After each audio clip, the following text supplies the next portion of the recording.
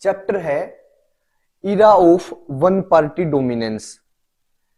एक पार्टी के या एक दल के, डोमिनेंस का मतलब होता है प्रभुत्व का दौर। ठीक है। सबसे पहला इलेक्शन हुआ था 1952 में और 1967 तक। ये जो टाइम पीरियड है ना, इसको बोला जाता है एक दल के प्रभुत्व का दौर। सभी रेडी हो भाई? ठीक है, चलो शुरू करें। बिल्कुल सारी चीजें भूल के ये है अब ना आराम से पढ़ना है। अगले जितना भी टाइम लगेगा अच्छे से पढ़ लेंगे इसको। सबसे पहला क्वेश्चन क्या हो सकता है? Why establishing democracy was a challenge at the time of independence and why India adopted democracy. आजादी के समय लोकतंत्र की स्थापना करना कैसे एक चुनौती था, और चुनौती होने के बावजूद भी भारत ने लोकतंत्र को क्यों अपनाया? ठीक है, ये सवाल समझ में आ गया भाई। स्वतंत्रता के बाद डेमोक्रेसी को स्टेब्लिश करना कैसे एक चुनौती थी, और चुनौती होने के बाद भी भारत ने इसको क्यों अपनाया है। सुनो, अब ध्यान दो भाई। Democracy introduce difference and conflict. Democracy के अंदर डिफरेंस और कॉन्फ्लिक्ट, विवाद है, अलग इंटरेस्ट है, लोगों में डिफरेंस है, विचारधारा का डिफरेंस है, ये सारे आते हैं जो नेशनल विच में वीकन है भाइयों। कमजोर करना, वीकन नहीं, वीकन, कमजोर करना, जो नेशनल यूनिटी के लिए खतरा हो सकते हैं। कैसे है ये बात? जब हम डेमोक्रेसी में सबको अधिकार देंगे, जो डिफरेंस है लोगों के उनको सम्मान देंगे, जो कॉन्फ्लिक्ट है, जो अलग अलग विचारधाराओं के विवाद है, उनको रिस्पेक्ट मिलेगी, लोगों को ज्यादा अधिकार दिए जाएंगे, तो यूनिटी के लिए खतरा हो सकता है। हमें पहले चैप्टर में हमने देखा था कि यूनिटी के लिए पहले ही खतरा है, फिर लोगों को अधिकार कैसे दें। उसके बाद ऐसी सिचुएशन, इसी सिचुएशन में बहुत सारे अन्य देश भी आजाद हुए थे जो न्यूली इंडिपेंडेंट नेशन थे। उन्होंने नॉन डेमोक्रेटिक सिस्टम अपनाया, इसी डर से भाई कहीं उनकी यूनिटी डिस्टर्ब ना हो, कहीं उनकी जो एकता है वो कमजोर ना हो जाए, तो उन्होंने क्या करा, एक नॉन डेमोक्रेटिक सिस्टम अपनाए, जैसे नॉमिनल डेमोक्रेसी। नॉमिनल डेमोक्रेसी का मतलब होता है नाम मात्र का लोकतंत्र, दिखेगा लोकतंत्र, वास्तव में लोकतंत्र नहीं होगा। कहीं पे वन पार्टी सिस्टम जैसे चाइना वगैरह में, कहीं पे आर्मी रूल, समझे, कहीं पे डिक्टेटरशिप। इस डर से कहीं नेशनल यूनिटी वीक ना हो जाए, तो बहुत सारे देशों ने नॉन डेमोक्रेटिक शासन अपनाया। अब थी भारत की बारी, but India decided to adopt democracy. Bharat ने लोकतंत्र को अडॉप्ट करना सही समझा, क्योंकि हमारा जो फ्रीडम स्ट्रगल था, लोकतंत्र आजादी के लिए जो संघर्ष था ना, वो लोकतंत्र के सिद्धांत पे ही आधारित था, based on the principle of democracy. हमने डेमोक्रेसी को एक प्रॉब्लम के रूप में नहीं देखा, एक सॉल्यूशन के रूप में देखा। हमें क्या लगा, अगर हम ये जो लोग जो जिनके कारण हमारी यूनिटी आज वीक हो सकती है, अगर इनकी हम डिमांड मानना शुरू कर दें, अगर इनके रिलीजन को, इनकी लैंग्वेज को, इनके कल्चर को, इनके लाइफस्टाइल को अगर हम भारत में जगह दे दें, तो शायद ये यूनिटी को कमजोर नहीं करेंगे। हमने जो दूसरे देश थे ना, उन्होंने इसको समस्या माना, बट हमने इसको सॉल्यूशन माना भाई, सारी की सारी चीजों का। और वैसे दूसरा कारण भी था, क्योंकि हमारे नेशनल मूवमेंट में सभी लोगों ने, सभी विचारों के लोगों ने, सभी अलग अलग इंटरेस्ट के लोगों ने, अलग अलग परंपराओं, संस्कृतियों, भाषाओं के लोगों ने भाग लिया था। और अब और देखो, हम आजाद क्यों करवाना चाहते थे? इसीलिए तो चाहते थे भाई हमें राइट्स मिले, भाई आदमी की वैल्यू बढ़े, हमारे अकॉर्डिंग सरकार हो, consent by government, consent of government हो, मतलब गवर्नमेंट बाई कंसेंट, सॉरी, जो सरकार है सहमति से बने। अगर ये अधिकार ना मिले तो फिर कैसा फायदा।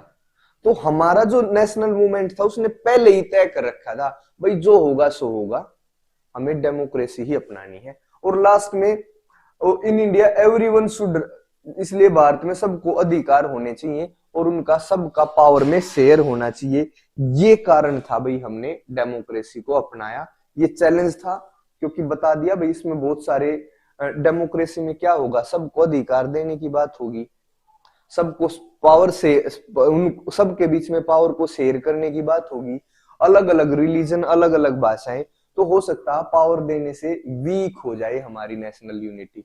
बट भारत ने क्या करा, इसको एक सॉल्यूशन के रूप में देखा और ये इसका आंसर हो जाएगा। ठीक है, सिंपल सी बात है। नेक्स्ट चले, चलो, what were the problems faced by India at the time of first election. पहले चुनाव के समय भारत ने किन किन समस्याओं का सामना किया। पहला चुनाव पता है भाई, ये लास्ट 1951 से लेकर 1952 के स्टार्टिंग तक हुआ, लगभग फरवरी तक। बट इसको 1952 का चुनाव माना जाता है क्योंकि सबसे ज्यादा वोटिंग जनवरी 1952 में हुई थी। तो पहले चुनाव को हम 1952 का चुनाव मानते हैं। ठीक है, तो इस चुनाव के समय भारत ने किन किन समस्याओं का सामना किया, फेस किया, ये एक। इसके अलावा एक और क्वेश्चन, इसी 3 क्वेश्चन बन सकते हैं यहां से। दूसरा क्या है कि जो पहला चुनाव है वो असामान्य चुनाव क्यों था, अनयूजुअल चुनाव। असामान्य का मतलब होता है जो सामान्य जैसे ना हो, जैसे नॉर्मल चुनाव होते हैं ऐसा ना हो, असामान्य था। कैसे ये चुनाव, how it was first of its kind, मतलब कैसे ये चुनाव अपनी ही प्रकार का पहला चुनाव था। भारत ने क्या क्या समस्याओं को, चैलेंज को फेस करा। दूसरा, ये अपनी ही प्रकार का चुनाव क्यों था, ये असामान्य चुनाव क्यों था। पहले चुनाव के बारे में ये प्रश्न पूछा जा सकता है। पहला, इसका आंसर सबसे पहले तो देखो, size of India. India is a country of continental size. Bharat महाद्वीपीय आकार का एक देश है, इतना बड़ा देश है। भारत को देशों का देश बोला जाता है और इतने बड़े देश के अंदर एक फ्री एंड फेयर इलेक्शन करवाना, फ्री एंड फेयर इलेक्शन करवाना अपने आप में एक चैलेंज था। फ्री एंड फेयर का मतलब होता है भाई स्वतंत्र एवं निष्पक्ष चुनाव, कि स्वतंत्र एवं निष्पक्ष चुनाव करवाना अपने आप में एक बड़ा चैलेंज था। ठीक है, दूसरा, इतने बड़े साइज होने के कारण भाई इलेक्टोरल कॉन्स्टिट्यूएंसीज कैसे बनेंगी। मतलब इलेक्टोरल कॉन्स्टिट्यूएंसी का मतलब होता है वो एरिया डिलिमिट करना कि भाई कितने एरिया से कैंडिडेट को खड़ा करना है, कितने कैंडिडेट खड़े होंगे पूरे देश में। तो ये है भाई उनकी वोटर लिस्ट करना, वोटर लिस्ट को तैयार करना, कितने लोगों को वोट देने का अधिकार होगा और उनकी वोटर लिस्ट तैयार करना। अब क्या होता है, मान लिया अब इस साल इलेक्शन होगा, वोटर लिस्ट पहले तैयार हो चुकी है, कुछ ऐड होता होगा ऐड कर देंगे, किसी की डेथ होगी उसको काट देंगे। बट शुरुआत में किसी की वोटर लिस्ट तैयार करना पूरे देश के अपने आप में एक चैलेंज था। ठीक है, देखो इलेक्टोरल कॉन्स्टिट्यूएंसीज के बारे में बताता हूं, तुम्हें पता भी होगा। भारत है एक ऐसा देश, मान लिया हमारे पास 2 ऑप्शन है, या तो हम भारत को बराबर हिस्सों में डिवाइड कर दें ऐसे एरिया वाइज, ऐसे 1 2 3 एरिया बराबर कर दो, बराबर एरिया बना दो पूरे देश को, इतनी कॉन्स्टिट्यूएंसीज में डिवाइड कर दो। बट इसको ठीक नहीं माना गया। क्यों? क्योंकि मान के चलो ये एरिया है लद्दाख का, या फिर उस वो एरिया देश का जहां पे पॉपुलेशन है कम, यहां पे पॉपुलेशन है भाई हजारों में, तो इस एरिया का एक एमपी होगा, मेंबर ऑफ पार्लियामेंट, संसद का सदस्य। अब ये एरिया मान लो इतना एरिया दिल्ली का है, तो यहां करोड़ों आदमी होंगे, एक एमपी पे हजार आदमी है, यहां एमपी के लिए करोड़ों आदमी है। तो हमने क्या करा, एरिया को बेस नहीं बनाया, हमने बनाया पॉपुलेशन को बेस। कैसे? ये भारत है, 10 लाख मान लिया भाई, 10 लाख पे 1 MP। मान लिया लद्दाख का एरिया तो बड़ा एरिया होगा, तो इतने एरिया पे 1 MP होगा। 10 लाख आदमी ने, ये दिल्ली का है, इतने एरिया का 1 MP होगा। हमने पॉपुलेशन को बेस बनाया। 1 नंबर में पूछा जा सकता है भाई, जो इलेक्टोरल कॉन्स्टिट्यूएंसीज बनाई वो किस बेस पे बनाई, इक्वल एरिया के आधार पे या इक्वल पॉपुलेशन के आधार पे। तो हमें बता देना है कि वो इक्वल पॉपुलेशन या जनसंख्या के आधार पे बनाई थी। ध्यान है भाई, ठीक है। इसके बाद हमारे देश में 17 करोड़ एलिजिबल वोटर थे। 17 करोड़ एलिजिबल वोटर का मतलब जो वोट दे सकते थे, जिनको वोट देनी थी। गुड इवनिंग भाई, निखिल पहले ही आ गया आज, चलो थैंक यू बेटा भाई, थैंक यू बेटा, नहीं थैंक यू भाई, बेटा कहने की कम आदत है ना। देखो 17 करोड़ वोटर हैं, जिनमें से हमें 3200 MLA चुनने हैं। इनमें से 489 MP मेंबर ऑफ पार्लियामेंट चुनने हैं। और भाई 15% ऑफ टोटल वोटर है ना, 15% ऐसे वोटर हैं जो शिक्षित हैं। देखो शिक्षा का लेवल, 15% वोटर शिक्षित हैं जो वोट डालेंगे। एक और यहां पे लिखे, लगभग 3 लाख आदमी जो अपना इलेक्शन कमीशन था उसने ट्रेन करे। बात पता है ना, ये भी थी, चुनाव आयोग को लगभग 3 लाख व्यक्तियों को ट्रेन करना पड़ा भाई इलेक्शन के काम के लिए।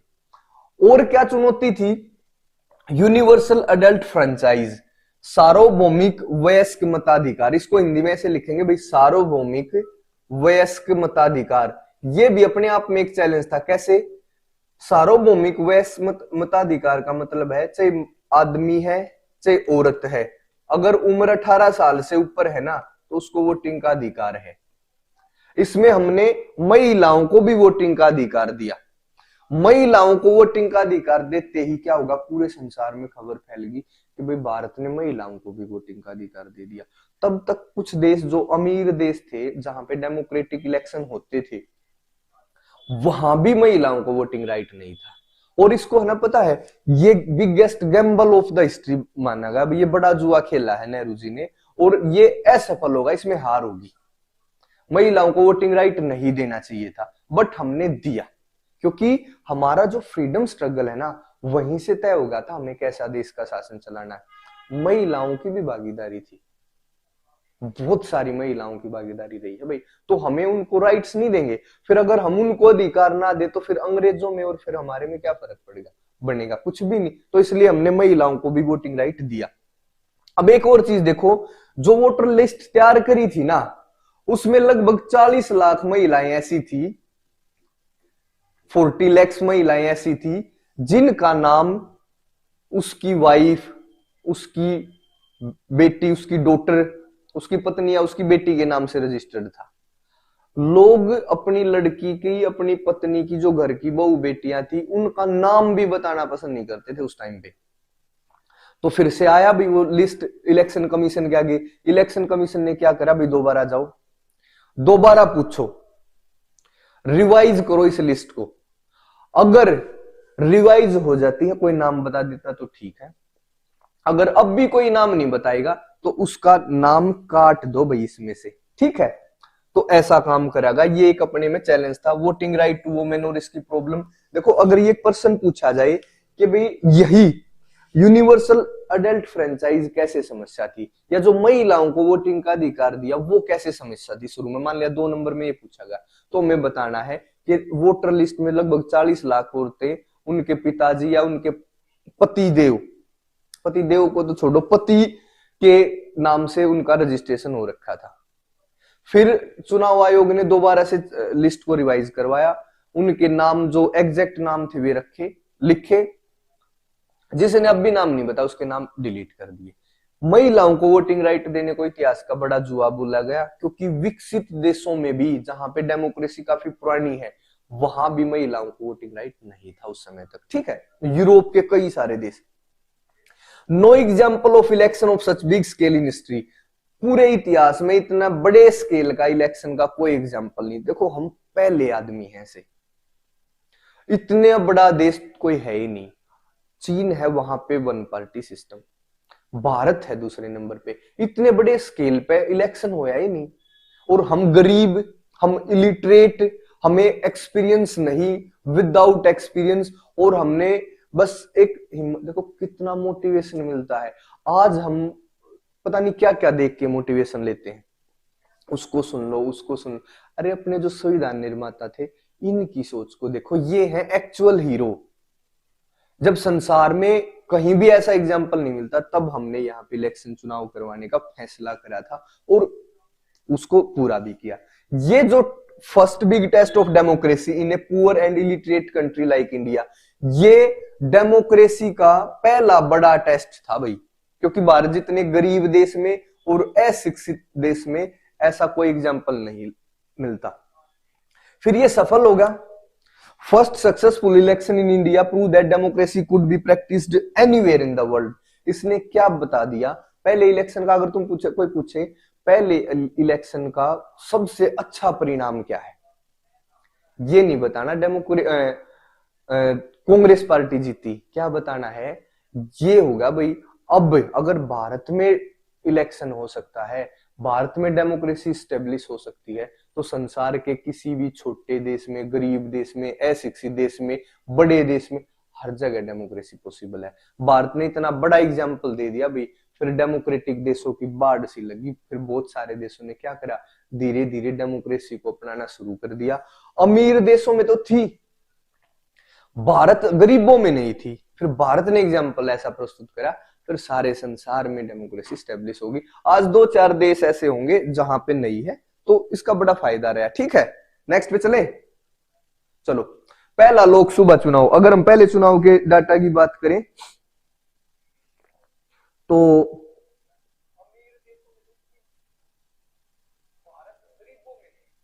यहां पे कहां बग गया वो,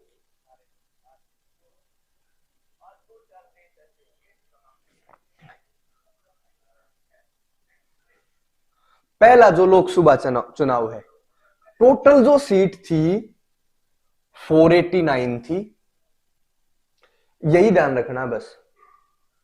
कांग्रेस ने कितनी जीती, 364, और डाटा ध्यान नहीं रखना भाई।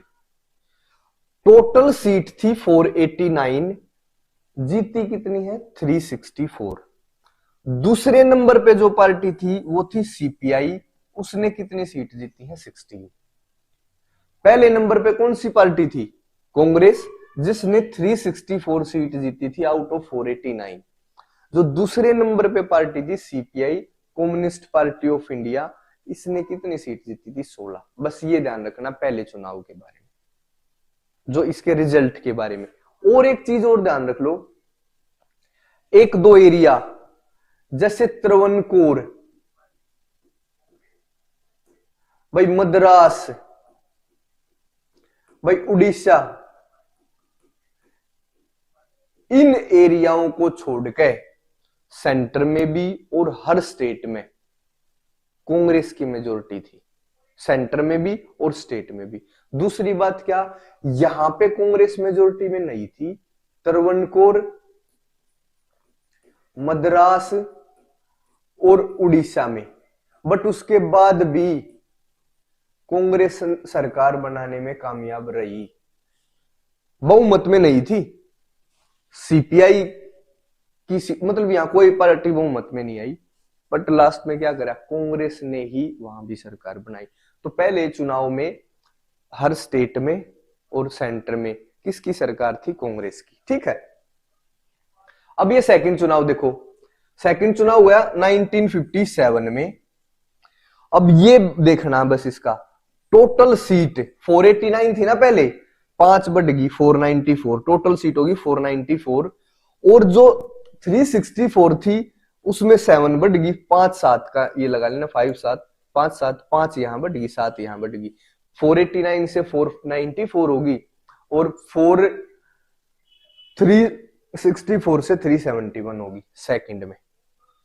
इस यहां भी सेंटर और स्टेट में हर जगह पे कांग्रेस की सरकार, सिर्फ एक केरल को छोड़ के, केरल में सीपीआई ने सरकार बनाई भाई, पहली बार गैर कांग्रेसी सरकार कब बनी थी? सेकंड इलेक्शन के टाइम पे केरल में कम्युनिस्ट पार्टी ऑफ इंडिया ने वो बनाई थी। क्लियर है?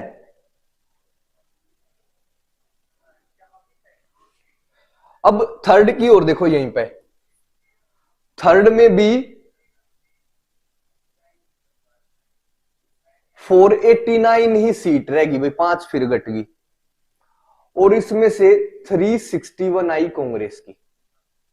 यह थर्ड चुनाव, ये 1962 में हुआ था, और इस चुनाव में भी क्या हुआ, पूरी की पूरी जो सीट थी ना, पूरी की पूरी सीट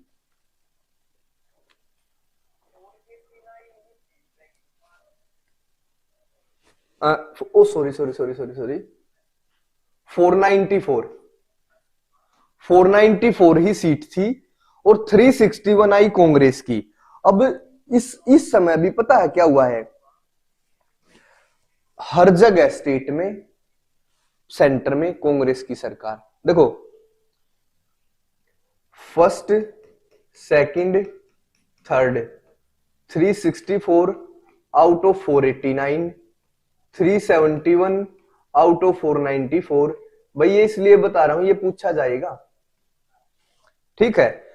यहां पे सेंटर स्टेट में बोथ, यहां एक स्टेट जो केरल बताया सीपीआई की, यहां पे बताए थे 3 एरिया, त्रावणकोर, भाई मद्रास और उड़ीसा, बट वहां भी कांग्रेस ने ही सरकार बना ली थी। क्वेश्चन ये पूछा जाएगा, सबसे पहली गैर कांग्रेसी सरकार किस राज्य में बनी थी, उसका केरल नाम लिख दियो भाई। इंपॉर्टेंट क्वेश्चन है, सेकंड इलेक्शन में 1957 की बात है ये, ठीक है, ध्यान रख लोगे इसको। चलो भाई, क्लास को पूरा देखो, फायदा है, ये सारा का सारा सिस्टम इसीलिए लगा रखा तुम रिवाइज कर सको। उस दिन भी बताया था क्या फायदा नुकसान होना, मेरा कोई फायदा नुकसान नहीं होना। इसके अगर इसको हटा के कहीं पर और कुछ देखोगे, कुछ इससे जरूरी अगर किसी को काम है तो अपना काम कर लो, अगर इससे जरूरी नहीं है तो इसको देख लो, ठीक है। What was the reason of Congress dominance in first 3 election? जो 3 इलेक्शंस में कांग्रेस का डोमिनेंस रहा है, उसका कारण बताना है भाई, क्या कारण है। और एक काम और भाई, इसको लाइक कर दिया करो वीडियो को देखते देखते, ठीक है, कुछ नहीं जाता है। देखो इसके कारण है भाई, कांग्रेस 3 इलेक्शन में इतना बड़ा बहुमत कैसे मिला कांग्रेस को। There are some reasons.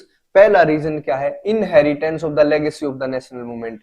राष्ट्रीय आंदोलन की जो विरासत थी ना, वो कांग्रेस के पास थी। राष्ट्रीय आंदोलन में कांग्रेस ही तो पार्टी थी, कांग्रेस को भारत माना जाता था कि भाई कांग्रेस है, भारत है। कांग्रेस ने कोई डिमांड रखी, इसका मतलब क्या, भारत ने डिमांड रखी। तो सारा का सारा राष्ट्रीय आंदोलन में जो जिसका रोल था वो कांग्रेस पार्टी थी। जीतने के बाद कांग्रेस पार्टी भी चुनाव में आई, तो ये सारे भारत को रिप्रेजेंट करने वाली पार्टी थी। एक तो पहला कारण तो ये होगा भाई, इसके साथ राष्ट्रीय आंदोलन की विरासत थी या legacy of the national movement थी। दूसरा, ये स्ट्रॉन्ग ऑर्गेनाइजेशन थे भाई, इसके ऑर्गेनाइजेशन गांव गांव तक थे, हर शहर में हर गांव में कांग्रेस के आदमी थे। उस लेवल का जिस पार्टी का ऑर्गेनाइजेशन होगा, क्या उसको हराना आसान है क्या? आप कोई पार्टी बना के देखो, हो सकता है, मतलब कितना समय चाहिए। 1885 में बनी थी वो, धीरे धीरे इसने अपना ऑर्गेनाइजेशन बढ़ाया, शहरों में, गांव में, हर गांव तक ये पहुंची। तो स्ट्रॉन्ग ऑर्गेनाइजेशन भी इसकी एक खासियत थी जिसका प्रभाव पड़ा। The charismatic and popular character of Jawaharlal Nehru, ये लाइन लिखनी है भाई। जवाहरलाल नेहरू जो हमारे फर्स्ट प्राइम मिनिस्टर थे, उनका क्रिस्माई नेतृत्व और उनकी पर्सनैलिटी, क्रिस्माई नेतृत्व, उसका भी रोल था भाई।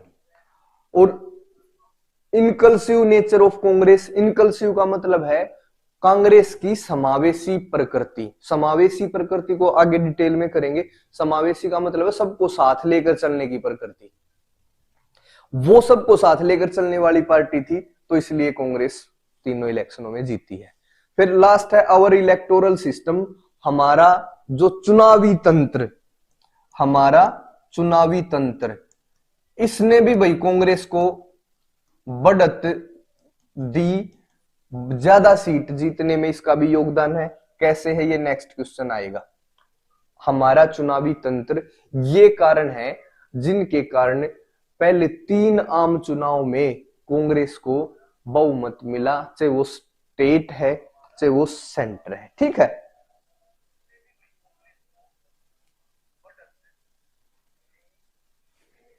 देखो एक बार स्टेट बोर्ड का आप है ना इसको चेक आउट कर लेना। अगर स्टेट बोर्ड का यही सिलेबस है, अगर जिस भी स्टेट में एनसीईआरटी का सिलेबस लागू है उस स्टेट बोर्ड के लिए सही है। सारे सब्जेक्ट्स की बताऊं तो 10th के तो सारे सब्जेक्ट, जैसे भाई चारों सब्जेक्ट, 11 12th के अभी फिलहाल पॉलिटिकल साइंस है, फिर हिस्ट्री, फिर उसके बाद मतलब ये नेक्स्ट ईयर तक तो फिर ज्योग्राफी भी, साइकोलॉजी, फिलोसफी, पता नहीं कई सारे सब्जेक्ट जो जीवन में पढ़े हैं और ठीक तरीके से पढ़े हैं जैसा इसको करवाता हूं, मतलब अगर तुम्हें ऐसा लग रहा है कि ये ठीक हो रहा है तो ऐसे ही सारे सब्जेक्ट होंगे। ठीक है, तो जुड़े रह सकते हैं। Okay, our electoral system help Congress to boost up the extent of victory। कैसे हमारे चुनावी तंत्र ने कांग्रेस को कि जो विक्ट्री है उसको बूस्ट अप करने में मदद करी है। मतलब बूस्ट अप का मतलब है और ज्यादा बढ़ाने में, जीत होनी थी तय थी, पर वो बड़ी जीत करने में हमारे इसका जो इलेक्टोरल सिस्टम है उसका योगदान है। वो मैं बता देता हूं कैसे।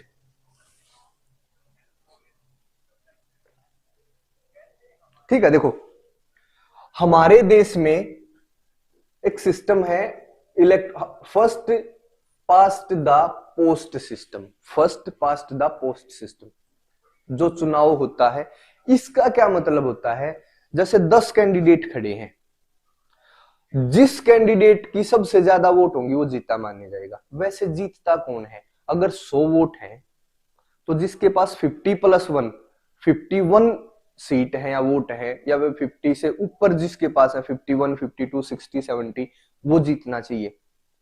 बहुत सारे देशों में ऐसा भी है, बट अपने देश में ऐसा नहीं है। अपने देश में क्या है कि जो भी कैंडिडेट सबसे ज्यादा वोट लेगा, चाहे वो 10 ले रखी हो, औरों ने अगर 9 ले ली, उसने 10 ले ली, तो 10 वाला जीत जाएगा। ठीक है, the candidate gets more vote than other candidates votes declared winner. चलो ये बात पे होगी।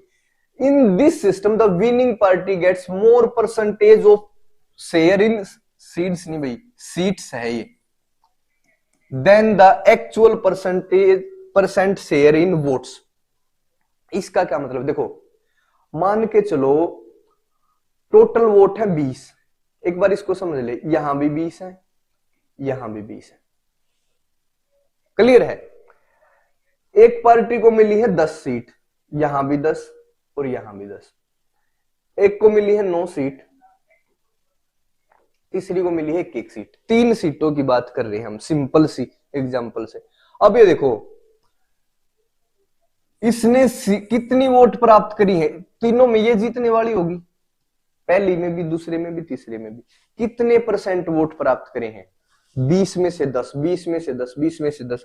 तो वोट अगर देखोगे ना तुम कितना मिलेगा, 50%।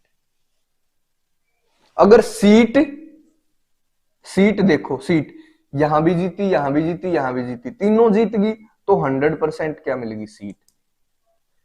जो जीतने वाली पार्टी होगी हमेशा उसको जितने परसेंट वोट मिली है ना, उससे ज्यादा परसेंट सीट मिलेंगी। देखो ये लिख रखा, 1952 के इलेक्शन में कांग्रेस ने वोट तो 45% प्राप्त करी थी, केवल 45%, बट उसकी सीट कितनी आई थी, 74%। पहली पार्टी को फायदा होगा, इसके बाद जो बाकी पार्टी बचगी उनका शेयर होगा, जो जितनी वोट होंगी, जितने परसेंट वोट होंगी, उससे कम परसेंट सीट मिलेंगी। जैसे देखो अब ये दूसरी पार्टी है, इसको कितने परसेंट वोट मिली है, यहां पे बताओ, 45%। मान लिया 45% के करीब मिली, हाँ 45% यहां मिली, 45% यहां, 45% यहां, तो वोट मिली है 45% तीनों ही चुनाव में। सीट कितनी आई है, एक भी नहीं, सीट कितनी आ गई? 0%। ठीक है, अब इसको नीचे वाली को देख ले, एक है तो एक का मतलब 5% वोट मिली है, सीट कितनी आई है? 0%। पहली पार्टी को जितनी वोट मिलेंगी ना, जो पहले नंबर पे पार्टी होंगी, उससे ज्यादा परसेंट सीट मिलेंगी।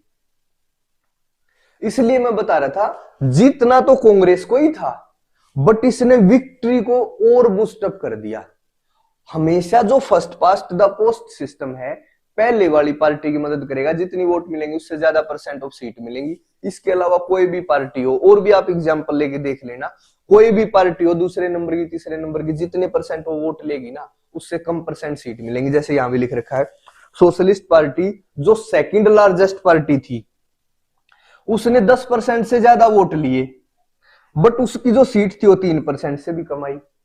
दूसरी पार्टी की बात होगी जो तीसरे चौथे नंबर पर हो, तो बात से भूल जाओ उसको। जो दूसरे नंबर पर पार्टी थी सोशलिस्ट पार्टी, उसकी 10% से ज्यादा वोट है, बट उसकी सीट कितनी है? 3% से भी कम। ठीक है, तो ये है हमारे इलेक्टोरल सिस्टम ने, जो first past the post system है, उसने बूस्टअप करने में मदद करी है। ठीक है, नेक्स्ट देखो, nature of Congress dominance. Important question है भाई, कांग्रेस के प्रभुत्व की प्रकृति देखो ध्यान से। अनलाइक मैनी अदर कंट्रीज, बहुत सारे ऐसे देश हैं जहां पे एक पार्टी का प्रभुत्व रहा है, बट उनका जो प्रभुत्व था ना, वो डेमोक्रेसी के साथ कॉम्प्रोमाइज करके था, चुनाव में धांधली करवा दी, एक पार्टी एक ही सरकार रहेगी हमेशा, वन पार्टी सिस्टम लागू कर लिया भाई, फ्री एंड फेयर इलेक्शन नहीं होने दिया, समझे, पैसे देके भाई जोर जबरदस्ती धमकाकर वोट लेके फिर से जीत गए। तो ऐसा सिस्टम रहा है, एक पार्टी का डोमिनेंस कई सारे देशों ने एक्सपीरियंस करा है, बट जो भारत था ना, Congress party enjoyed one sided dominance under democratic conditions. जो हमारा जो डोमिनेंस था वो डेमोक्रेटिक कंडीशन में था भाई, फ्री एंड फेयर इलेक्शन भी हुए हैं, दूसरी पार्टियों को भी मौका दे रखा था भाई, जिसको चुनाव लड़ना है लड़ लो। अभी बताया था पिछले पेज पे, कम्युनिस्ट पार्टी थी, सोशलिस्ट पार्टी थी, कई सारी पार्टी आपके बुक में भी, उनको उनके नोट्स में से पढ़ना भाई जरूर। ठीक है, किस पार्टी ने कब कितनी सीट, कब वो बनी, कौन उसका नेता था, किसने कितनी सीट जीती, ये 3-4 बात हर पार्टी के बारे में जो भी बुक्स में गिवन है वो पता होना चाहिए। ठीक है भाई, ध्यान हो गया यो। इसका जो डोमिनेंस था उसकी प्रकृति डेमोक्रेटिक थी, डेमोक्रेसी के साथ हमने कॉम्प्रोमाइज नहीं करा, तो हमारे यहाँ अच्छा प्रभुत्व था। दूसरा, inclusiveness and compromising nature of Congress. Inclusiveness का मतलब होता है समावेशी, कॉम्प्रोमाइज का मतलब क्या होता है बताओ? कॉम्प्रोमाइज करना। समझ गए कि भाई हम कॉम्प्रोमाइज करने के लिए तैयार है, समझे भाई इस बात को? तो कॉम्प्रोमाइजिंग नेचर था भाई, समझौता, समझौता लिख सकते हो, समझौते करने वाला या समझौता करने वाला वाली प्रकृति थी, समावेशी और समझौते करने वाली प्रकृति थी भाई कांग्रेस की। समावेशी का मतलब अभी बताया था, सबको साथ लेने की। भाई कॉम्प्रोमाइज का मतलब है समझौता करना, इसका मतलब कुछ तुम्हारी मान ली जाएगी, कुछ मेरी मान लो, अगर तुम ठीक कह रहे हो तो मैं तुम्हारी मान लूंगा। देखो मैं पावरफुल हूं, क्लास में भी देखा है, मान लिया अगर किसी ने अच्छी बात कही है ना, उसको मान लेना। अगर कांग्रेस चाहती तो उसको मना कर सकती थी, बट फिर भी मान लेना, ये होता कॉम्प्रोमाइजिंग नेचर और इनकल्सिव नेचर। तो ये इसकी प्रकृति थी। कांग्रेस एज सोशल कोएलिशन, ये एक सामाजिक गठबंधन भी थी। मैं बताऊंगा नेक्स्ट क्या होता है सोशल कोएलिशन। अगर सिर्फ नेचर बता रखा तो ये 4 पॉइंट लिख देने हैं। कांग्रेस एज आइडियोलॉजिकल कोएलिशन, यह एक वैचारिक गठबंधन भी थी। कांग्रेस एक सामाजिक गठबंधन भी थी। Sir you come live daily, मैं एक दिन 10th क्लास के लिए लाइव आता हूं, टाइम ये है सेम, और एक दिन 12th के लिए। अभी क्योंकि बोर्ड की क्लासेस के लिए ही है खास तौर से, क्योंकि एग्जाम आने वाले हैं और चाहता हूं कि भाई सिलेबस रिवाइज हो सके, तो अभी 10th और 12th के लिए है, अल्टरनेट डे में एक दिन 10th एक दिन 12th। ठीक है, Congress as ideological coalition, Congress एक सामाजिक गठबंधन भी थी, कांग्रेस एक वैचारिक गठबंधन भी थी, ये नेचर में आएगा। अब हम देखेंगे भाई इनकल्सिव नेचर क्या होता है, सोशल कोएलिशन क्या होता है, आइडियोलॉजिकल कोएलिशन अलग से भी तो पूछा जा सकता है इसके बारे में। तो नेचर है तो ये 4 पॉइंट लिख दो, आसान है, सिंपल है ना। अब देखो Congress as a social coalition, सामाजिक गठबंधन के रूप में कांग्रेस, इसका क्या मतलब है। कांग्रेस बनी थी 1885 में और शुरुआत में इसको अमीरों की, ब्राह्मणों की, अपर कास्ट की, इंग्लिश बोलने वालों की पार्टी माना जाता था। बट धीरे धीरे इसने अपना सोशल बेस बढ़ाया और गांधी जी के आने के बाद ये पार्टी आम आदमी तक पहुंची। गांधी जी ने एक चीज बताई बस, उनका रोल ये है कि उन्होंने ये बताया हम बड़े हॉल में बैठकर आजादी नहीं प्राप्त कर सकते, अगर हमें आजादी प्राप्त करनी है तो कॉमन आदमी को अपने साथ लेना पड़ेगा। उन्होंने जितने भी आंदोलन करे, चाहे वो नॉन कोऑपरेशन असहयोग आंदोलन है या फिर सिविल डिसोबीडियंस मूवमेंट है, जितने भी आंदोलन करे, कांग्रेस का सोशल बेस बढ़ता चला गया। ठीक है, ऐसा ही लिख रखा है देखो, eight the time of its origin in 1885 Congress was merely a pressure group for educated and professional, and it was dominated by English-speaking upper caste and urban elite people. ठीक है, बट लेटर इट वाइडन्ड, इसने अपने social base को बढ़ाया with every civil disobedience movement. These mass movement brought together diverse group, ये जो लोगों के मूवमेंट हो रहे थे ना, इन्होंने सभी डाइवर्स ग्रुप को एक साथ लेकर आए, चाहे उनके बीच में वैचारिक मतभेद क्यों ना हो, विद कॉन्ट्राडिक्टरी इंटरेस्ट। देखो कॉन्ट्राडिक्टरी इंटरेस्ट का मतलब पता क्या है, इसमें मालिक भी आगे फैक्ट्री का और उस फैक्ट्री में काम करने वाले मजदूर भी आगे। क्या फैक्ट्री के मजदूर और क्या फैक्ट्री के मालिक के इंटरेस्ट सेम हो सकते हैं? बिल्कुल भी नहीं। मजदूर क्या सोचेगा, सैलरी बढ़ जाए, मालिक क्या सोचेगा, सस्ते मिल जाए। मजदूर क्या सोचेगा, 10 घंटे की बजाय 8 घंटे काम मिल जाए। मालिक क्या सोचेगा, 10 की बजाय 12 करवा लूं। समझ रहे हो? मजदूर क्या सोचेगा, हफ्ते में एक छुट्टी हो। मालिक क्या सोचेगा, 1 साल में भी छुट्टी ना दूं। अलग अलग इंटरेस्ट के आदमी हैं। उसके बाद भी जब देश का नाम था ना, भी उद्देश्य सेम था, भाई देश को आजाद करवाना, तो अलग अलग इंटरेस्ट के, देखो ये लिख रखा विद कॉन्ट्राडिक्टरी इंटरेस्ट, ये भी इकट्ठे हुए। सभी कास्ट और क्लास, सभी जातियां और वर्ग, ग्रामीण पीपल, महिलाएं, अमीर, गरीब, सब के सब कांग्रेस से जुड़ते गए। और साथ में जो कांग्रेस की लीडरशिप है ना, वो भी भाई अमीरों से हटके उसमें और भी नेता है। पहले सिर्फ इलाइट क्लास के लोग ही इसमें क्या थे, लीडर थे। अब आम जीवन, जो आम आदमी है, वहां से भी लीडर निकल के आने लगे। देखो सोशल कोएलिशन होने लग रहा है। सोशल कोएलिशन का मतलब है समाज का हर वर्ग का गठबंधन। और यहां देखो जैसे जैसे इसने अपना सोशल बेस बढ़ाया, महिला, औरत, बच्चे, बूढ़े, गरीब, अमीर, हर एक कास्ट, हर एक क्लास, हर व्यक्ति इससे जुड़ा। और by the time of independence, स्वतंत्रता के समय तक जो कांग्रेस थी वो ट्रांसफॉर्म्ड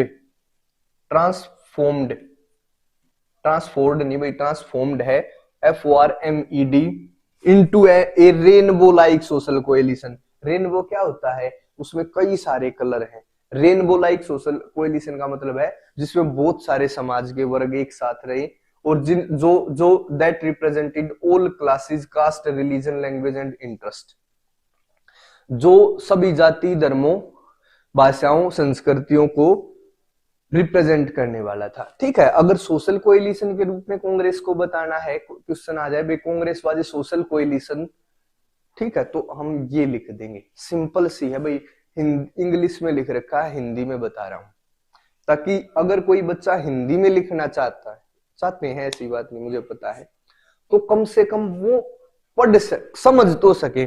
पढ़ लेंगे ना हिंदी में, जब आप अपने हिंदी के नोट्स को पढ़ोगे ना, तो मेरी बात याद आएंगी जो मैं बोल रहा हूं। इंग्लिश वालों को ये ध्यान रखना पड़ेगा जो लिख रखा था। ठीक है, तो हिंदी इंग्लिश कोशिश करते हैं, लिखना थोड़ी सी प्रॉब्लम है। मैं कुछ बच्चों की मजबूरी समझ सकता हूं, बट फिर भी मैं ये कोशिश करता हूं कि भाई ऐसे ही, मतलब हिंदी को ऐसे ही सुनो, हाँ, थोड़ा सा ध्यान जरूर रखना पड़ेगा। और एक काम और करना पड़ेगा, जो भी नोट्स हैं हिंदी में भी है तो एक बार उसको पढ़ लो। सामाजिक गठबंधन के रूप में कांग्रेस, सेम की सेम बात लिखवा रखी है। ठीक है, नेक्स्ट देखो, Congress as an ideological coalition, एक वैचारिक गठबंधन के रूप में कांग्रेस वैचारिक गठबंधन भी था। जब सोशल था तो समाज के वर्ग, वैचारिक गठबंधन का मतलब हरेक विचार के वर्ग, अलग अलग विचारधाराओं के वर्ग। देखिए, कांग्रेस एक वैचारिक गठबंधन भी था। एज इट अकोमोडेटेड का मतलब होता है समावेश करना। रिवोल्यूशनरी एंड पैसिफिस्ट, पैसिफिस्ट का देखो, रिवोल्यूशनरी होते हैं भगत सिंह जैसे, पैसिफिस्ट होते हैं दादा भाई नारोजी जैसे, उनको नहीं जानते आप, मैं बताता हूं। क्रांतिकारी भी और शांति प्रिय भी, क्रांतिकारी भी और शांति प्रिय भी। कंजर्वेटिव एंड रेडिकल्स, कंजर्वेटिव होते हैं जो पुरानी विचारधारा में विश्वास रखते हैं, भैया ऐसा कैसा ही रहना चाहिए जैसा पहले था। रेडिकल्स में होते हैं जो स्पीड से चेंज करना चाहते हैं, अलग अलग विचारधारा है ना, ये सारे के सारे। एक्सट्रीमिस्ट भी, एक्सट्रीमिस्ट का मतलब क्या होता है, अतिवादी, आर की पार करने वाले, वो क्या नहीं करते, आर या पार। अतिवादी भी, मॉडरेट भी जो थोड़ा संयम से चलने वाले, संयमित। राइट और लेफ्ट, वामपंथी, दक्षिणपंथी, जो ऐसे ही जैसे यहां था ना ये कंजर्वेटिव एंड रेडिकल्स में, ऐसे ही राइटिस्ट और लेफ्टिस्ट भी होते हैं, राइट और लेफ्ट। इसमें एक वामपंथी, एक दक्षिणपंथी, एक चाहता है कि सुधार हो, एक चाहता है कि सुधार धीरे हो। ठीक है भाई, उसके बाद है कैपिटलिस्ट, पूंजीवादी भी। पूंजीवादी वो होते हैं जो मार्केट का रूल चाहते हैं, जो ये चाहते हैं कि सरकार का ट्रेड में कोई इंटरफेयर ना हो। और सोशलिस्ट चाहते हैं समाजवादी, जो ये चाहते हैं कि सरकार का रोल हो। कम्युनिस्ट, कम्युनिस्ट तो अलग ही महकमा है, ये साम्यवादी है, ये बिल्कुल एक ही पार्टी चाहते हैं। और ये चाहते हैं कि सरकार के जो ये सोशलिस्ट है ना, ये तो ये चाहते हैं कि सरकार के पास कुछ अहम मुद्दे हों। कम्युनिस्ट इनसे भी अतिवादी है, ये चाहते हैं सिर्फ सरकार के पास सब कुछ हो। ठीक है, और डेमोक्रेटिक जो लोकतंत्र को चाहने वाले हैं, सारे के सारे आदमी भाई, सारे के सारे कांग्रेस में थे। ठीक है,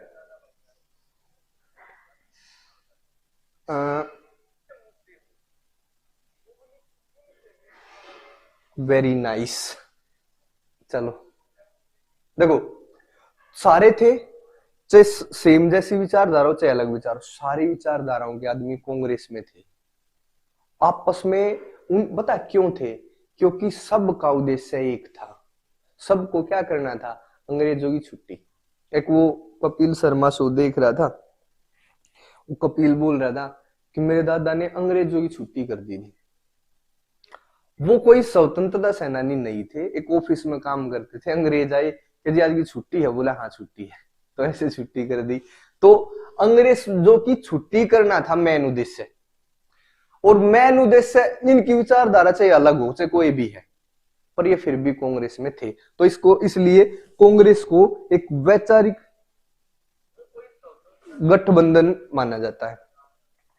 मैनी ऑर्गेनाइजेशंस ऑफ अबो आइडियोलॉजी, इन विचारधाराओं के बहुत सारे ऑर्गेनाइजेशन थे जिनका अपना संविधान था, अपना स्ट्रक्चर था।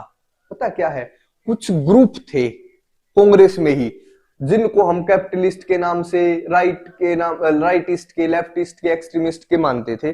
उनका अपना तरीका था, उनका अपना ढंग था, उनका अपना कॉन्स्टिट्यूशन था, भाई हमें ऐसे काम करना है। बट सारे कांग्रेस में थे और उनके अलग प्रोग्राम थे और अलग तरीके की राजनीति, but the main objective of all were almost same. परंतु सबका जो उद्देश्य था वो लगभग एक जैसा था। स्कूल की छुट्टी भी मेरे पे पूछोगे अब भाई, ग्रुप में मैसेज आ जाएगा, क्लास के बाद मैं पूछ पाछ कर बता दूंगा। और ठीक है, फोन कर लेते, बताओ कहाँ मैसेज कर रहे हो, रुक क्या नहीं गया 10-20 मिनट। चलो ठीक है, अलग अलग विचारधारा के आदमी थे, अलग अलग संगठन थे, अलग अलग उनके कॉन्स्टिट्यूशन थे, उनका अलग स्ट्रक्चर था, अलग वे ऑफ डूइंग था, बट सबका उद्देश्य सेम था, इसलिए कांग्रेस को एक वैचारिक गठबंधन भी माना जाता है।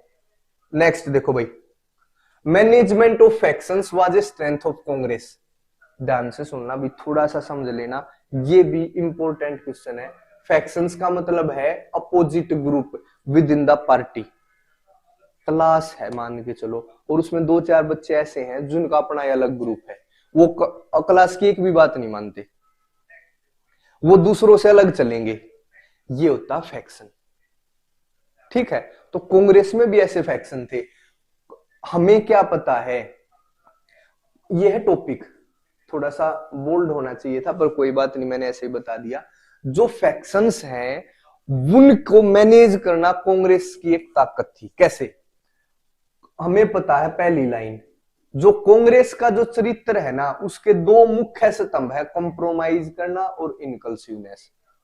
कंप्रोमाइज करना कि भाई समझौता करने के लिए कांग्रेस तैयार है, आप हमारे से अलग हो कोई बात नहीं, पर किसी बात पर भी समझौता करना हम तैयार है। इनकल्सिवनेस, भाई तुम हमारे से अलग है फिर भी हम तुम्हें साथ लेकर चलने के लिए भी तैयार है। तो इससे आसान नहीं हो जाएगी क्या मैनेजमेंट, तो ऐसा ही था। दूसरा, इवन ये फैक्शन, फैक्शन का मतलब opposition group with in the party with different ideology find a place in the party itself. उसकी अलग आइडियोलॉजी है, उनका अलग अपना सिस्टम, अलग खिचड़ी पका रहे हैं, उसके बाद भी अगर कोई भी कानून बनता होगा, किसी भी चीज पर डिस्कस होगा, उनकी सुनी जाएगी। कांग्रेस ने पता क्या कर रखा था, ये फैक्शन कैसे स्ट्रेंथ था, सुनो एक बार ध्यान से, फिर बता देता हूं यहाँ क्या लिखा है। मान लिया कई सारे अपोजिट ग्रुप हैं, ध्यान से सुनो, एक दो मिनट में एक्सप्लेन हो जाएगा। कई सारे हैं ग्रुप, वो क्या कर रहे हैं, एक जैसे एक कानून बनाना है कि महिलाओं को वोटिंग राइट दे या ना दे। एक ग्रुप बोल रहा है महिलाओं को वोटिंग राइट देना चाहिए, क्योंकि भाई मैन और वुमेन सेम है, नेचर ने बनाए हैं, सबके मानव अधिकार बराबर होने चाहिए। एक बोले जो थोड़े से कंजर्वेटिव थे, ना ना महिलाओं को वोटिंग राइट नहीं देने। ठीक है, एक बोले कि भाई कुछ महिलाओं को वोटिंग राइट दे दो जो थोड़ी अमीर हैं, पढ़ी लिखी हैं। तुम बताओ भाई अपने तर्क, इसने अपने तर्क बताए, उसने अपने तर्क बताए, इसने अपने तर्क बताए, फिर तीनों को तर्क देखे, फिर जो सबसे बेस्ट था ना उसको मान लिया। वोटिंग नहीं करवाई कांग्रेस में, जब हम कॉन्स्टिट्यूशन बना रहे थे वोटिंग करवाई नहीं जाती थी। नॉर्मली क्या करवाया जाता था, भाई सबकी सुनेंगे। वोटिंग का तो क्या मतलब होगा, एक ग्रुप जीतेगा जो वोट ज्यादा लेगा। भाई जैसे हम 500 आदमी हैं, जिस 251 अगर मेरे फेवर में है, तो ये जो बच गए ये हार गए, मैं जीत गया। हार जीत का काम नहीं था भाई, हम चाहते थे तुम भी एग्री हो जाओ, तर्क होगा तभी बात मानी जाएगी। ठीक है, तो ऐसा नेचर था। जो ये इंटरनल फैक्शनिज्म थी, ये एक स्ट्रेंथ थी कांग्रेस की, क्योंकि जो अलग अलग विचारधाराओं के लोग थे उनको भी स्पेस प्रोवाइड कर रखा था भाई लड़ने के लिए। भाई तुम अपनी बात पे लड़ो, तर्क दो। और इससे, और जो ये थे ना जितने फैक्शन, इसमें सारी क्लास, इंटरेस्ट, आइडियोलॉजी, कास्ट, सबके आदमी थे, सबको मौका दे रखा था। कोई ये नहीं मान रहा था कि भी मेरे विरोध में कुछ काम हो रहा है, सबको ये पता था काम सबके लिए हो रहा है, और उसकी मानी जाएगी जो तर्क अच्छे देगा, जो अपनी बात के, जो भी फैक्शन, जो भी ग्रुप ज्यादा तर्क दे देगा उसकी बात मान लेंगे। ठीक है, कांग्रेस ने क्या करा, उनको अलाउ कर रखा था भाई अपनी पॉलिसी रखो, उनको डिस्कस करो, अगर वो डिस्कस में ठीक है, पॉलिसी ठीक है, तो उसको फिर जगह दे दी जाएगी, भाई हाँ ये पॉलिसी होनी चाहिए।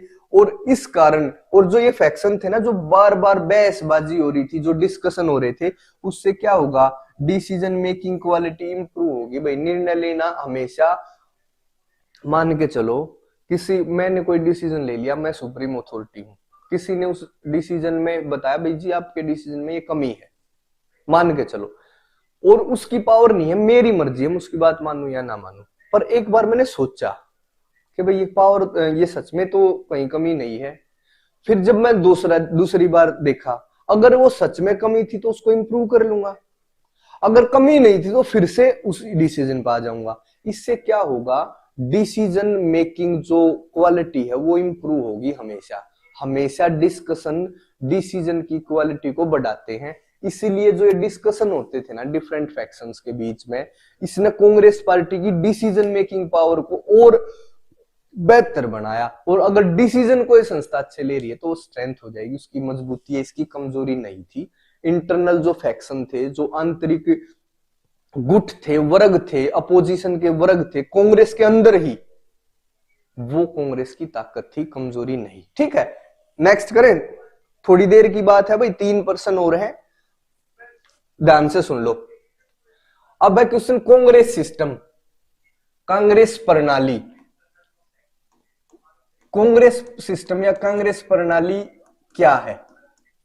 जो 1952 से 1967 का काल है ना भाई, इसको हम कांग्रेस प्रणाली के काल से जानते हैं, कांग्रेस सिस्टम के काल से जानते हैं। ठीक है, क्योंकि इस समय मैनी इंटरनल फैक्शंस है, सॉरी ये फिर से यहाँ पे गलत है, फैक्शन है भाई ये, अगर कोई लिखता हो स्क्रीनशॉट लेता हो, फैक्शन है ये, फंक्शन नहीं है। जो आंतरिक फैक्शन थे वो इनडायरेक्टली, प्रत्यक्ष या अप्रत्यक्ष रूप से इन्फ्लुएंस्ड पॉलिसीज, वो नीतियों पर प्रभाव डालते थे। मान लिया हर एक आदमी है, बार बार टोकता है, तो जो भी नीति बनेगी ना उसकी बातों का ध्यान रखा जाएगा। जो इंटरनल फैक्शन थे ना, वो इनडायरेक्टली क्या करते थे, नीतियों पर प्रभाव डालते थे, डिसीजन मेकिंग पर प्रभाव डालते थे। ठीक है, और वो कई बार क्रिटिसाइज करते थे, आलोचना करते थे डिसीजन की, उसका विरोध भी करते थे, अपोज द डिसीजन, उसको प्रभावित भी करते थे, influence the decision with in the party. ठीक है, कांग्रेस सिस्टम की बात कर रहा हूं मैं। मतलब क्या हो गया, कांग्रेस के अंदर एक ऐसा भी दल है जो रूलिंग पार्टी है और अपोजिशन भी है। कांग्रेस खुद में एक रूलिंग पार्टी भी थी, शासन करने वाली पार्टी भी, खुद में ही अपोजिशन पार्टी भी थी, क्योंकि नीतियों का विरोध करने वाले भी कांग्रेस में ही थे। जो फैक्शन बताए हैं, इस दौर में कांग्रेस रूलिंग पार्टी, सरकार चलाने वाली पार्टी भी थी, अपोजिशन पार्टी, सरकार का विरोध करने वाली भी खुद थी। इसलिए इस समय को कांग्रेस सिस्टम के नाम से जाना जाता है। क्लियर है, सिंपल सी बात थी, ये था कांग्रेस सिस्टम। देखो एक और भी बात ध्यान रखनी है, अगर ऐसा लग रहा है, देखो भाई अब तो है लास्ट टाइम, अब है ना हम हर चीज पे, हो सकता है इस पे मैं और आधा घंटे की क्लास, जब क्लास में शुरू में कभी करा होगा तो ज्यादा डिटेल में, अब मैं एक चैप्टर को एक दिन में करवा रहा हूं, तब हो सकता है 10 दिन में 7 दिन में कोई चैप्टर होता हो। इसको इसी को ध्यान रखना है। अब हम टू द पॉइंट बात कर रहे हैं, मैं बेवजह के या फिर इधर उधर के एग्जाम्पल नहीं देना चाहता, उसमें टाइम कंज्यूम होगा और तुम्हें वैसे ही 10 मिनट मुश्किल हो रही होंगी मुझे पता है, तो ये है, इसको याद करना। ठीक है, अब ये emergence of opposition parties. Opposition party तुमने अभी देखा था, कम्युनिस्ट पार्टी ऑफ इंडिया, जय श्री राम भाई, ये जय श्री राम कहां से सीख लिया? चलो, इमर्जेंस ऑफ अपोजिशन पार्टी, विपक्षी दलों का उदय। कैसे विपक्षी दल निकले? जैसे हमने सोशलिस्ट पार्टी भाई पढ़ी, सीपीआई पढ़ी, ये सारी ना पहले कांग्रेस का हिस्सा थी, फिर ये कांग्रेस से बाहर कैसे निकली, कैसे कांग्रेस से निकल के जनसंघ, फिर लास्ट में सारी की सारी जो आज पार्टी ना, वो कहीं ना कहीं कांग्रेस से ही निकली हुई है। तो क्यों इमरजेंस होती है? देखो, जो जब तक कांग्रेस का ये नेचर था ना, इनकल्सिव नेचर और एबिलिटी टू कॉम्प्रोमाइज था, तो ये सारे के सारे फैक्शन कांग्रेस में थे, इनको कांग्रेस छोड़ने की जरूरत नहीं थी। इनको पता था कांग्रेस में रह के काम हो जाएगा, इनको पता था अगर हम सही है तो कांग्रेस इस बात को स्वीकार करेगी। ये ताकत थी कांग्रेस की। जैसे जैसे देखो, ये दूसरा पॉइंट है, reason when the ability of Congress to accommodate different ideas declined, जब कांग्रेस की ये योग्यता, जो डिफरेंट आइडियाज को अकोमोडेट करने की जो उसकी योग्यता थी, उसका पतन होता है, और aspiration for political power increased, और राजनीतिक शक्ति को प्राप्त करने की इच्छा बढ़ जाती है। देखो अब क्या है, विचारधारा जो इनकल्सिव थे ना, वो खत्म हो जाएगी धीरे धीरे। अब क्या चाहेंगे? सत्ता होनी चाहिए हाथ में, जब पावर की भूख हो जाती है ना, तो हम गलत सही कुछ नहीं देखते। फिर हमें मतलब नहीं है भाई ये सही कह रहा है गलत, मुझे मतलब है मेरी पावर होनी चाहिए बस। जब कांग्रेस का नेचर इनकल्सिव था, कंप्रोमाइजिंग था, तो सब बराबर थे। जो हमारे प्राइम मिनिस्टर थे और एक कोई एमपी है, अगर उसने उसकी बात को का जवाब दिया, प्राइम मिनिस्टर की बात को अपोज करा, तो प्राइम मिनिस्टर हाथ जोड़ के बोलेंगे भाई हम आपकी बात से एग्री हैं। ये होता है कंप्रोमाइजिंग और इनकल्सिव नेचर। अगर मैं जब ये सोचने लग जाऊंगा कि मैं प्राइम मिनिस्टर हूं, वो है क्या, जब ये एबिलिटी अकोमोडेट करने की, जो डिफरेंट आइडियाज हैं, डिफरेंट सोशल ग्रुप्स हैं, डिफरेंट आइडियोलॉजिकल ग्रुप्स हैं, जैसे जैसे ये एबिलिटी का डिक्लाइन होगा, वैसे वैसे जो फैक्शन है ना, वो कांग्रेस से अलग होना शुरू हो जाएंगे। कांग्रेस में फिर वो रहेंगे क्यों? क्योंकि उनको पता चल गया भाई अब तो ये पावर का खेल चल पड़ा, अब ये पावर के भूखे हैं, हमारी बात मानी नहीं जाएगी, हमें कांग्रेस छोड़ के दूसरी पार्टी बनानी पड़ेगी। और जब कई बार क्या होता है, जब किसी को लगता है ना भी मैं यहाँ पे हूं ही नहीं, मेरी विचारधारा को कोई स्पेस नहीं दिया जा रहा और मैं ठीक हूं और यहाँ पे कोई मेरी वैल्यू नहीं कर रहा, तो मैं अलग हो जाऊंगा। जैसे एक छोटा सा एग्जांपल दे दूं इसी बात, उसके बाद छोटा सा है, एक और कर लेंगे 2 मिनट में। जैसे मान लिया रात को भगवान आए मेरे पास, तुम्हारे पास थोड़े मुश्किल है, मान लिया मेरे पास, तुम्हारे पास भी आ सकते हैं, मेरे पास आए और उन्होंने बताया कि मैं हूं, देखो ये खड़ा हूं, मेरे पास ये शक्ति है, मैं सारी सृष्टि को चलाने वाला हूं, मैं ही विनाश करने वाला हूं, मैं ही सर्जन करने वाला हूं। क्लियर देख लिया। सुबह में जाता हूं क्लास में और मान लिया कांग्रेस का ही कोई मेंबर हूं और कांग्रेस में गया, फिर कॉन्स्टिट्यूशन बन रहा था, फिर मैंने बताया कि भाई, और इस विषय पे डिस्कशन था कि भगवान है या नहीं। मैं बोला कि भगवान है, सब बोले भाई प्रूव कर, प्रूव मैं कर नहीं सकता। सब ये कह रहे हैं भाई भगवान नहीं है, किसी ने देखा है, मैं कह रहा हूं मैंने देखा है। वो कहेंगे बता कैसे देखा, प्रूव कर, मैं प्रूव नहीं कर सकता, इसलिए वो एक कानून पास करना शुरू कर देंगे कि भगवान नहीं है। मुझे पता है मैं प्रूव भी नहीं कर सकता, बट मैंने तो देख रखा है, तो क्या मेरी बात यहां पे मानी जाएगी? नहीं मानी जाएगी। और मुझे पता है भाई भगवान, क्योंकि मैंने देख लिया, तो मैं क्या करूंगा, इस कांग्रेस में मेरा काम नहीं चलेगा और मैं एक अलग पार्टी बना लूंगा। ऐसे जब ये बात ही याद रखी है, जब कांग्रेस की एबिलिटी ये डिक्लाइन होगा ना, अकोमोडेशन की, इनकल्सिवनेस की, कॉम्प्रोमाइजिंग एबिलिटी का डिक्लाइन हुआ, तब क्या होगा, और कांग्रेस में भी सत्ता के मुख्य आदमी आ गए। जैसे जैसे नेचर आया, तो भाई दूसरी पार्टियां, जो ग्रुप थे जो कांग्रेस में ही काम करते थे, कांग्रेस में ही थे, वो सेपरेट हो गई कांग्रेस से और अपोजिशन पार्टी बननी शुरू होगी। ठीक है, लास्ट क्वेश्चन भाई, ये फिर इंपॉर्टेंट क्वेश्चन है, importance of opposition parties in first 3 general election. जो अपोजिशन पार्टी थी, जो अपोजिशन पार्टी थी,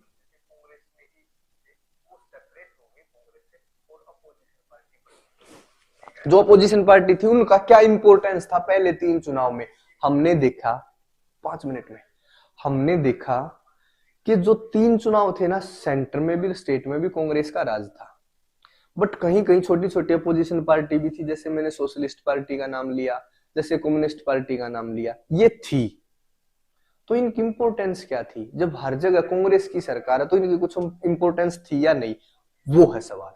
देखो, all opposition parties gained a little representation in first 3, but उसके बाद भी इनकी इंपॉर्टेंस थी, भले ही थोड़ा रिप्रेजेंटेशन था पर इंपॉर्टेंस थी। कैसे? दूसरा point, the roots of almost today's all non Congress parties, ये एस है, are found in the opposition parties of 1950s।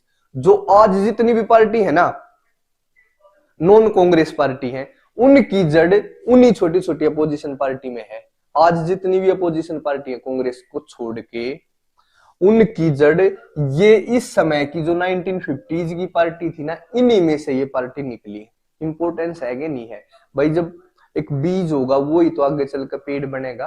तो पार्टी छोटी बड़ी नहीं, छोटी है तो बड़ी भी बनेगी। ये छोटी छोटी पार्टी थी उस दिन, बट इनसे ही क्या होगा, आज की जितनी भी नॉन कांग्रेस पार्टी हो इनसे ही बनी, ठीक है, पहली बात। दूसरी, the little presence of these political party, जो पहले 3 चुनाव में इनकी जो थोड़ी बहुत भी प्रेजेंस थी उसने maintained the democratic character of the country, Bharat के लोकतांत्रिक चरित्र को बनाए रखा। लोकतंत्र का मतलब पता है क्या होता है, एक पार्टी की सरकार नहीं, अगर एक भी पार्टी नहीं होती तो कांग्रेस पार्टी रह जाती। लोकतंत्र में होता है एक से ज्यादा party, 2 3 4 5, free and fair election होगा, लोग वोट देंगे, और हाँ जो जीतने वाली पार्टी है उसके भी हारने के चांस होंगे लोकतंत्र में। अगर एक पार्टी है सिर्फ तो हारेगी नहीं कभी भी। बट लोकतंत्र ये पता है क्या खासियत है, जो आज पार्टी जीतेगी वो कल हार सकती है, यही लोकतंत्र है। तो जो ये छोटी छोटी पार्टी थी ना, इन्होंने भारत के लोकतांत्रिक चरित्र को बनाए रखा। ऐसा लगा अभी चुनाव भी हो रहे हैं, दूसरी पार्टियां भी हैं, कांग्रेस के विरोध में भी पार्टी खड़ी है, कैंडिडेट खड़े हैं, तो डेमोक्रेटिक चरित्र जीवित रहा। दूसरा, विद प्रिंसिपल बेस्ड, प्रिंसिपल, ये यहां पे थोड़ा सा मिस्टेक है, प्रिंसिपल, सिद्धांत आधारित आलोचना, सिद्धांत के आधारित आलोचना करते इन्होंने, of these parties kept the ruling party under check and often change the balance of power within the Congress. देखो इन्होंने क्रिटिसाइज करा भी कांग्रेस को सिद्धांतों पे आधारित, ऐसे नहीं जो आज भाई बस गाली देनी है तो देनी है, मन कर रहा था कोई बात नहीं है, बट यहां पे तर्क आधारित आलोचना थी।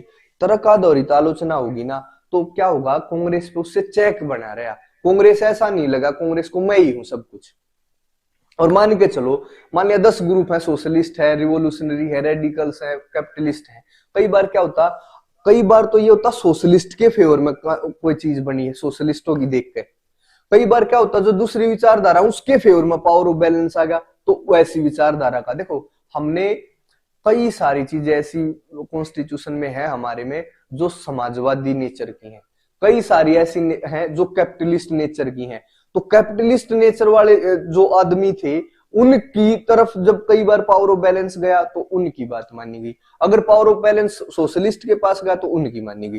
तो ये जो छोटी सी भी प्रेजेंस थी ना, ये सिद्धांतों के ऊपर आधारित आलोचना करती थी, और जिससे पार्टी के ऊपर एक नियंत्रण बना रहता था, और जो शक्ति संतुलन है वो बदलता रहता था। एक बार सोशलिस्ट हावी है, एक बार कैपिटलिस्ट हावी है, एक बार रेडिकल्स हावी है, एक बार मॉडरेट हावी है, तो शक्ति संतुलन भी बनता बिगड़ता रहता था।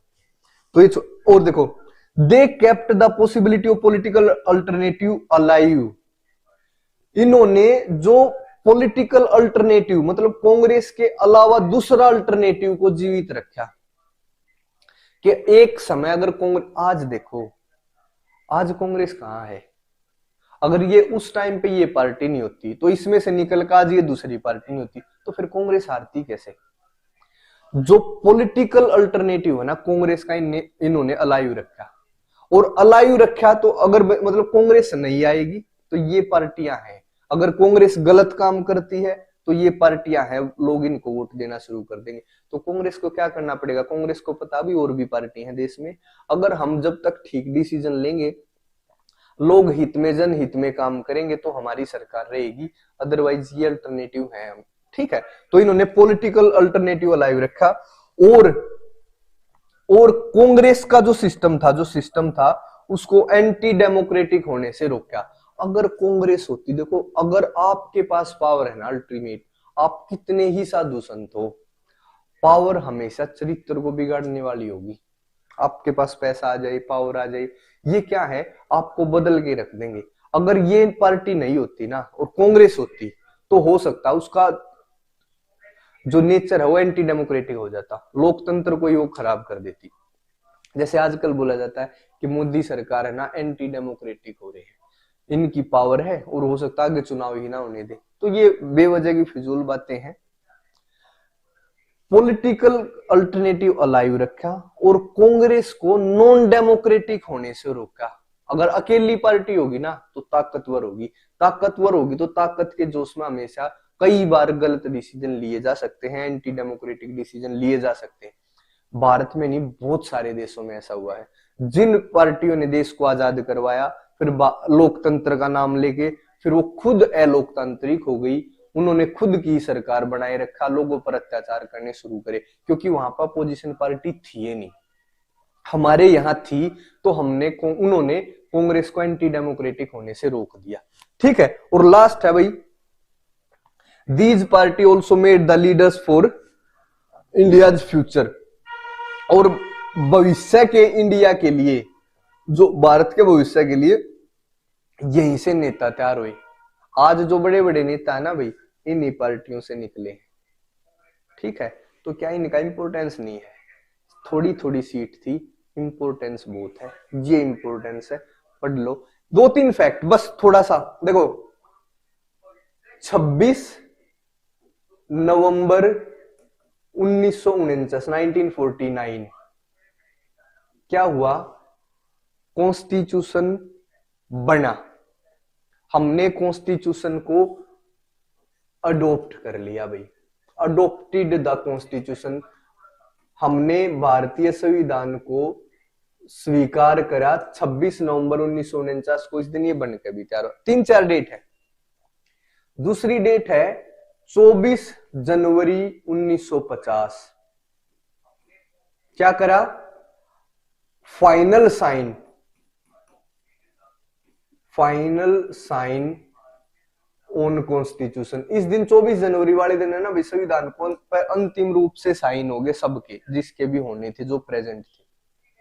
तीसरी डेट है 26 जनवरी 1950। इसका तो सबको पता होना चाहिए। संविधान क्या होगा इस दिन? लागू होगा भाई, इम्प्लीमेंट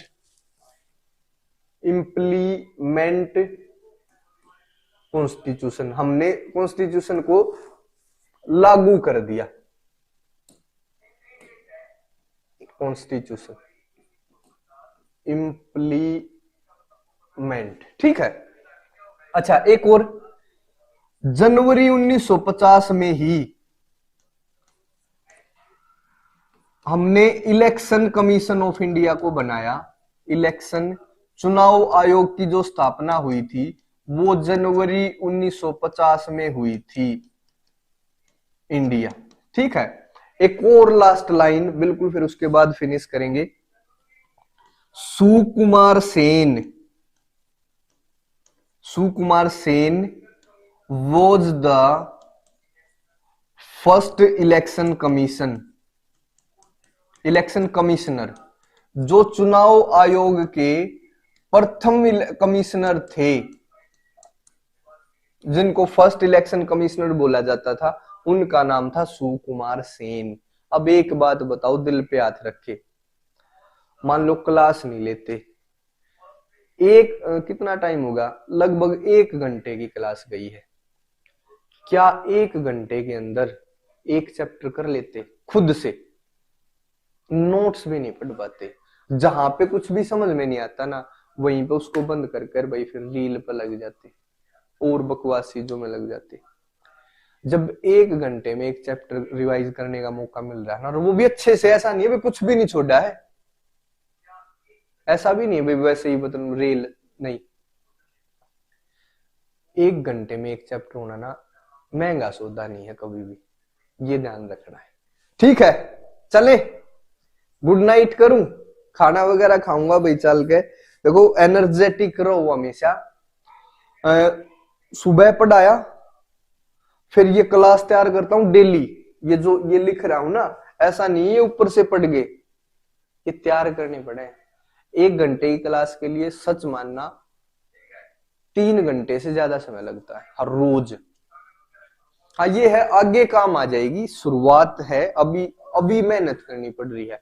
और जो मैंने बोल रखा है ना कि भी आगे सारे एमसीक्यू, सारे पिक्चर बेस, वो प्रश्न पीपीटी में तैयार करने के लिए बहुत समय लगता है। ठीक है, तो ऐसे ही एनर्जेटिक बने रहो, और कल की जो मैसेज मुझसे होगा मैं कुछ बता दूंगा। और ठीक है, thank you, bye, good night.